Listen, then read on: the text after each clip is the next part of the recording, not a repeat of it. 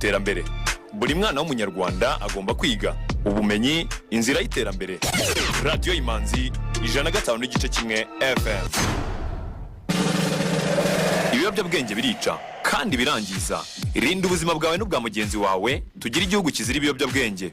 Rubyiruko nimwe musingi ukomeye w'igihugu. Radio Imanzi 105.1 FM. Gusesagura n'ubupfapfa. Zirikana ko iyo mbimenya ari ijambo ribi maze ukoreshe neza imari yawe. Radio Imanzi 105.1 FM. We got you updated. This is Radio Imanzi News in English.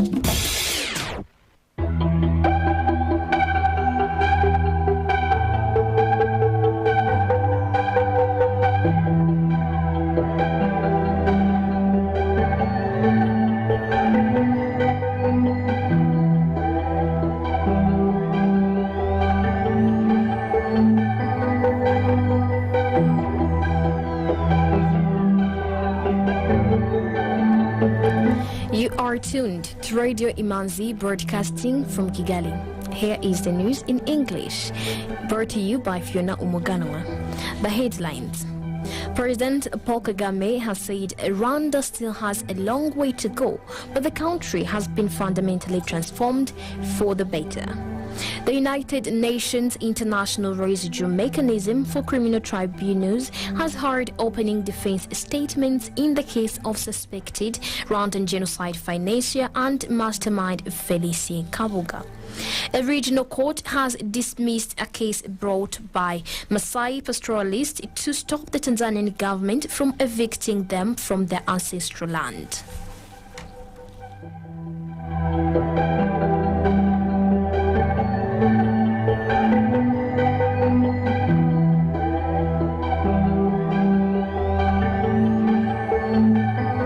Welcome back. News in detail.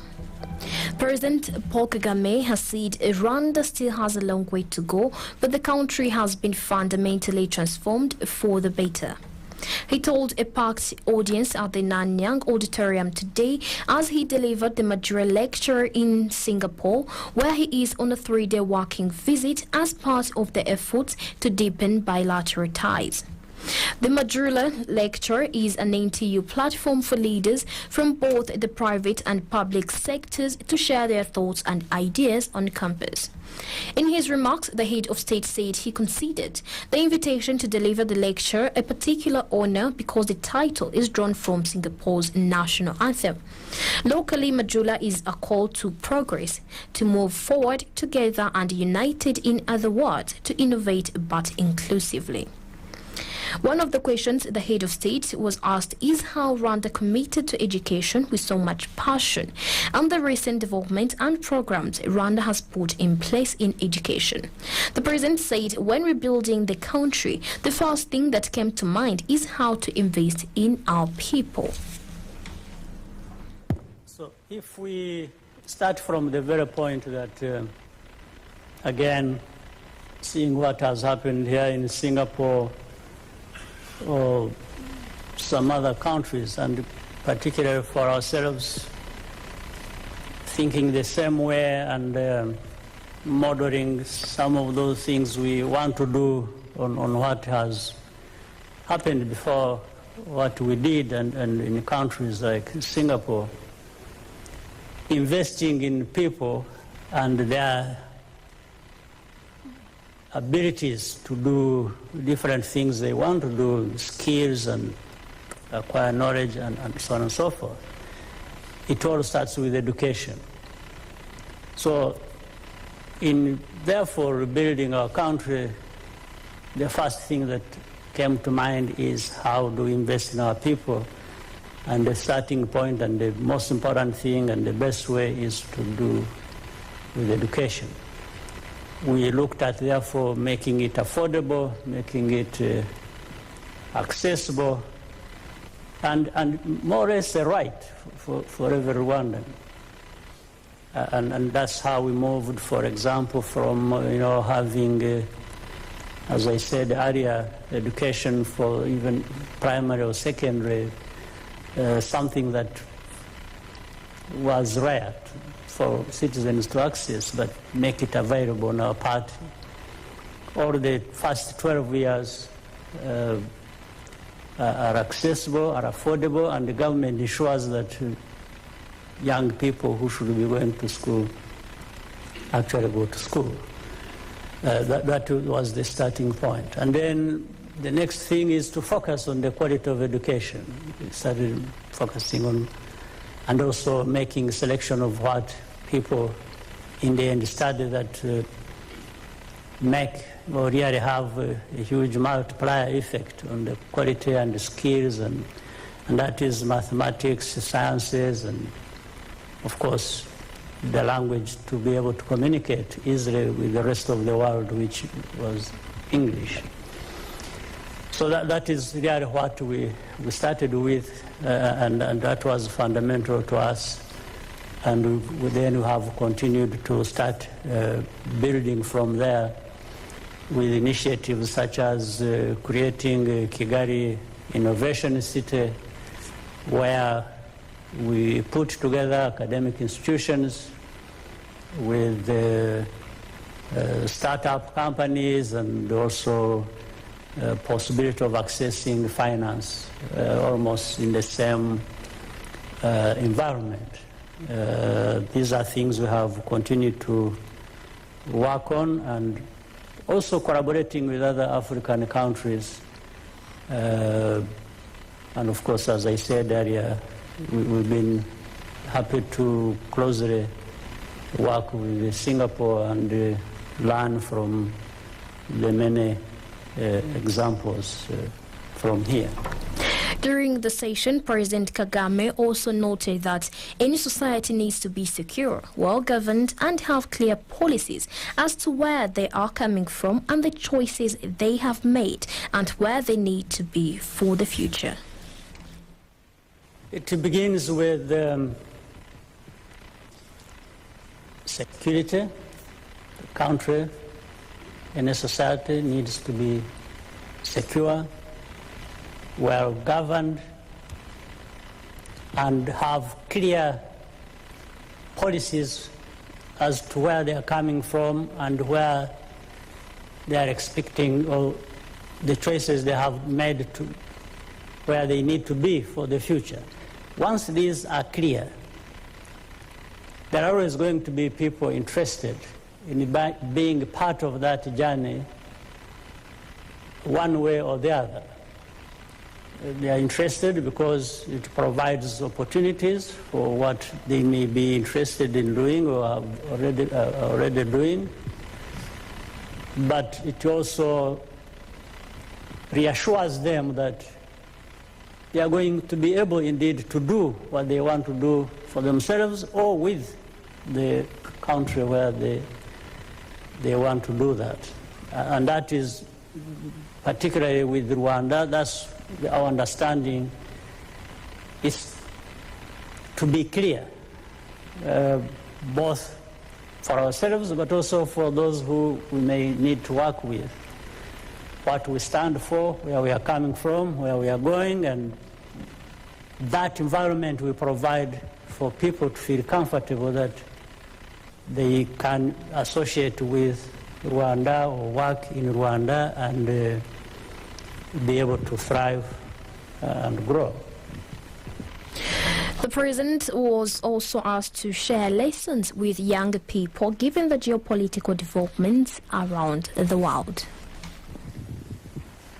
Well, all these challenges the world is facing, and almost every part of the world going through such turbulent times, originating from and with one place, and then having effects on almost every other part of the world, even one you would assume has no relationship with the cause of the problem. It's not something that just happens in a vacuum. It happens and is affected or affects the interconnectedness of the globe, of the whole world. It teaches us lessons that the world is very well connected. So the young people, as they grow up and with the aspirations that have been so much talked about, they've really two important things which are part of it. They've got to be thinking of their contribution to creating a more stable world. Even if you think you are in a part of the world somewhere, one may be deceiving themselves that it is a distant part of the world from where everything else happens. But anyway, in the end, you are either affected or you affect what is happening. And so think about stability and the contributions every individual can make, or individual country and society can make towards that. The second one has to be thinking about is the sustainability and durability of this stability we are talking about. So it's never too early to think about that. So from the young age, people growing up, benefiting from education, experiences of different kinds, those two should always be at the back of everybody's mind. We shall listen to the full interactive session President Paul Kagame had with the Nanyang Technological University community after the news. Former State Minister of Youth and Culture has been sentenced to 4 years in prison on the charge of bribery. Edward Bamhoditi has been sentenced to 4 years in prison with a 60 million Rwandan francs fine for bribery. The sentencing comes after President Paul Kagame suspended him from his ministerial duties in May. He was charged with soliciting, receiving a bribe, and abuse of authority in breach of the law. Mr. Bamhoditi, who was imprisoned when the verdict was made, was found guilty of asking a businessman Noped Gatera for a bribe to help him have the city of Kigali reopen his factory in Gisozi, which had been closed due to not meeting requirements. Some families in Musanze district have yet to recognize the significance of gender equality. Some men believe it is unseemly and improper to assist their wives with household chores. According to women in Musanze district, some men believe that assisting their wives with unpaid care work is humiliating. Home chores, according to the men, are solely for women. Axel Kamanzi, the mayor of Musanze district, who is in charge of social welfare, said there are still families who think this way, but they should change their minds and understand they should collaborate and share household chores equally. He said it helps families avoid conflict and promotes their development. The United Nations International Residual Mechanism for Criminal Tribunals has heard opening defense statements in the case of suspected Rwandan genocide financier and mastermind Felicien Kabuga. The defense hearing kicked off this morning with Kabuga's defense attorney trashing prosecution statements and evidence built around Kabuga's case. Contrary to the UN naming of events that happened in Rwanda between April 7th to July 4th, 1994 as genocide against the Tutsi, Kabuga's defense showed that what happened in Rwanda was a war and massacres were part of the self-defense from the refugees, meaning RPA army that had attacked Rwanda. The defense says they owe the truth to the victims, but Kabuga, being a rich man who comes from a humble background as a farmer's child to selling second-hand clothes and owning a radio station with 49 other Rwandans, doesn't have anything to do with genocide crimes. Defense questioned how Kabuga's owning a radio station, which had many shareholders, could be evidence for conspiracy, yet creating the station was in line with democratizing the country, which was becoming multi-party politically. Defense refuted prosecution allegations that the RTLM was formed as a result of Kabuga's hatred for Tutsi, and that its propaganda was no different from that of the RPF-owned Radio Muhabura. The defense said prosecution statements are built on two weak pillars.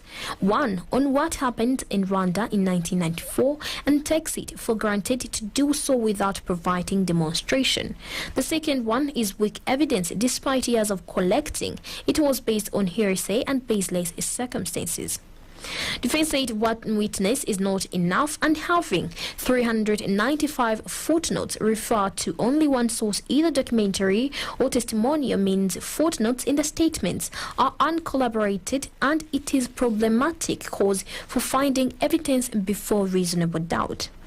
Presiding Judge Ian Banomi said the court will next week on October 5th listen to testimonies of witnesses, starting with witness number 5, but asked that measures of protecting voice, face and names should be considered highly.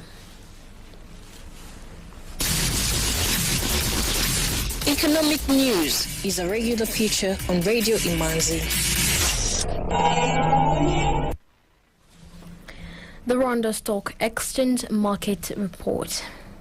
The trading session recorded a turnover of 144,684,000 Rwandan francs worth of bonds traded in 2 deals on the fixed income market, and 7,210,200 Rwandan francs from 35,200 shares traded in 3 deals on the equities market. Bank of Kigali closed the counter at 265 Rwandan francs. The trading session recorded a turnover of 3,975,000 Rwandan francs from 15,000 shares traded in 1 deal. MTN Rwanda closed the counter at 176 Rwandan francs. The trading session recorded a turnover of 3,235,200 Rwandan francs from 20,200 shares traded in 2 deals. The rest of the equities counters closed with Bralirwa at 170 Rwandan francs, I&M Bank at 43, Simirwa at 120, Equity Bank at 440, Kenya Commercial Bank at 370, National Media Group at 1,200, Uchumi Supermarket at 104, and R8 Buffalo closed the counter at 526 Rwandan francs. The currency market review of today. The Kenyan shilling buying price was 8.5 Rwandan francs and the selling price was 8.7. Tanzanian shilling buying price was 0.44 and the selling price was 0.45. Ugandan shilling buying price was 0.26 and the selling price was 0.27. Burundian franc buying price was 0.4 and the selling price was 0.5. The US dollar buying price was 1,031 and the selling price 1,052. The British pound buying price 1,145 and the selling price 1,168. The euro buying price was 1,011 and the selling price was 1,031. Some items of international news on Radio Imanzi.